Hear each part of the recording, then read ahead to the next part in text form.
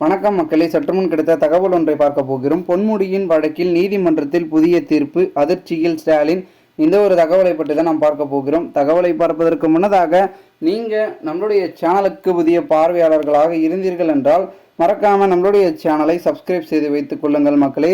தற்போது திமுகவின் முக்கிய அங்கமாக திகழக்கூடிய பொன்முடி அவர்களுடைய வழக்கு பார்த்தீங்கன்னா ஜூலையில் பார்த்தீங்கன்னா ஒத்தி வைத்திருக்கிறார்கள். அதாவது என்னன்னா, வருமானத்துக்கும் அதிகமாக சொத்துக்கள் குவித்து வைத்த பொன்முடி அவர்களுடைய பார்த்திங்கன்னா இருந்ததுனால அதனால் வழக்கு தொடுக்கப்பட்டிருந்தது.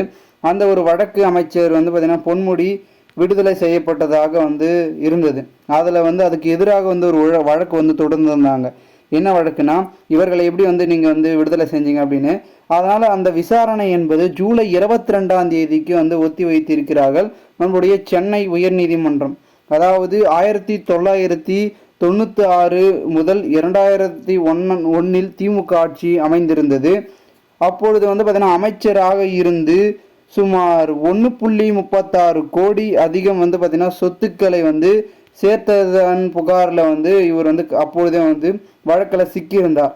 இதன் பேரில் அவர் பார்த்தீங்கன்னா அந்த ஒரு வழக்கில் முக்கியமான ஒரு புள்ளியாக பார்த்தீங்கன்னா அவருக்கு காவல்லாம் வழங்கப்பட்டது. அதில் விடுதலை செய்யப்பட்டதாக தீர்ப்பளித்த நிலைமையை அந்த ஒரு தீர்ப்பை எதிர்த்து நீதிமன்றம் தாமாகவே முன் விசாரித்து தொடர்ந்தது. அந்த ஒரு விசாரணையில் பல விதமான ஆதாரங்களை சமர்ப்பித்த நிலைமையில் அதற்கான தேதி, அதாவது தீர்ப்பு வழங்கும் தேதி என்பது ஜூலை மாதம் பார்த்தீங்கன்னா ஒத்தி வைக்கப்பட்டிருக்கிறது 22ஆம் தேதி வரை அப்படின்றது குறிப்பிடத்தக்கதாக பார்க்கப்படுகிறது.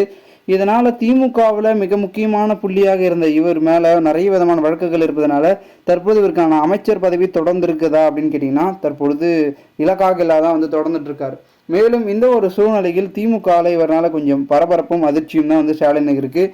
ஏனென்றால் தற்பொழுது விக்கிரவாண்டி தேர்தலில் இவரை வைத்து தான் பல விதமான விஷயங்களை செய்யலாம் அப்படின்ட்டு நினச்சிருந்தாலும் மேலும் மேலும் இவருக்கு வழக்கு விசாரணை அப்படி இப்படின்னு போயிட்டதுனால அங்கு வேறு ஏதாவது புள்ளியை மாற்றலாமா அப்படின்ற ஒரு சூழலுக்கு தள்ளப்பட்டிருப்பதாகவும் கூறப்படுகிறது. ஏன்னா இவங்க எம்பி சீட்டு தரலன்னு ஒரு பக்கம் காணில் இருக்காரு நம்மளுடைய பொன்முடியும், அவருடைய மகன் பார்த்திங்கன்னா கௌதம சிகாமணி. ஸோ இந்த ஒரு சூழலில் தற்பொழுது பெரும் விதத்தில் வழக்குகள் ஒரு பக்கம் இருக்க என்ன செய்வது தெரியாமல் நம்மளுடைய ஸ்டாலின் அவர்கள் முடித்து கொண்டிருப்பதாகவும் கூறப்படுகிறது. இதனால் திமுகவிலும் கொஞ்சம் பரபரப்பு ஏற்பட்டிருக்கிறது.